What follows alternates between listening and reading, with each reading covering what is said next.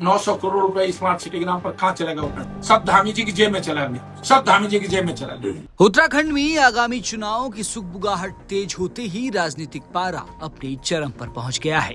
कांग्रेस के कद्दावर नेता और पूर्व कैबिनेट मंत्री हरक सिंह रावत ने भारतीय जनता पार्टी और मुख्यमंत्री पुष्कर सिंह धामी की सरकार के खिलाफ सीधा मोर्चा खोल दिया है।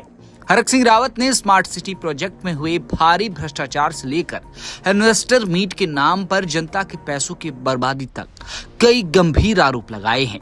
हरक सिंह रावत ने सीधे तौर पर देहरादून जिले का मुद्दा उठाते हुए कहा कि स्मार्ट सिटी योजना के नाम पर करोड़ों रुपए पानी की तरह बहा दिए गए, लेकिन धरातल पर कुछ नहीं बदला।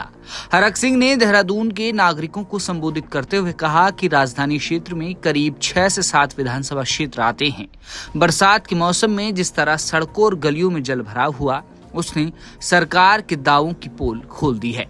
उन्होंने कहा कि जनता अपने घरों के सामने बहते हुए नाले और टूटी सड़कों को देखकर खुद समझ सकती है कि स्मार्ट सिटी के नाम पर आए 900 करोड़ रुपए आखिर कहां गायब हो गए। कांग्रेस नेता ने तंज कसते हुए आरोप लगाया कि ये पूरा पैसा सरकार की शह पर भ्रष्टाचार की भेंट चढ़ गया।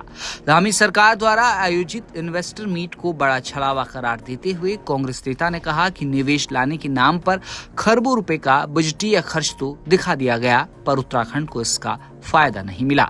वो इन्वेस्टर मीट के नाम पर इन्होंने कहा खरबों रुपए खर्च कर दिया, और जो सूची जारी करी इतना इन्वेस्टर मीट हुआ है।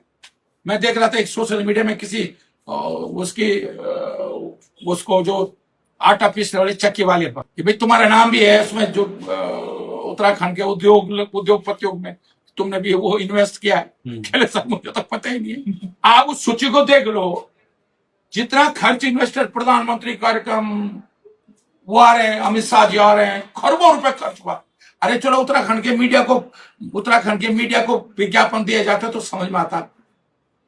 तुमने तो तमिलनाडु में दे दिया, केरल में दे दिया, उनको दिया है विज्ञापन, जिनका उत्तराखंड से कोई लेना देना नहीं। जितना विज्ञापन पर खर्च हुआ है उतना का इन्वेस्ट भी नहीं आया उत्तराखंड उद्योग में।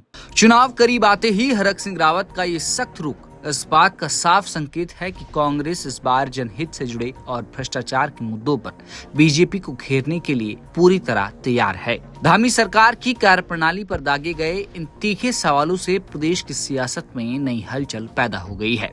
बता दें कि कोई पहली मर्तबा नहीं है जब हरक सिंह रावत इस तरह बेबाक होकर सरकार पर आरोप लगा रही हों। हरक सिंह को कई बार इसी अंदाज में देखा गया है। बहरहाल चुनाव से पहले हरक सिंह रावत के इन बयानों ने सियासी गलियारों में हलचल जरूर मचा दी है। अब देखना है कि क्या इसका फायदा कांग्रेस को आगामी विधानसभा चुनाव में होता है या नहीं। ब्यूरो रिपोर्ट, हिल मेल।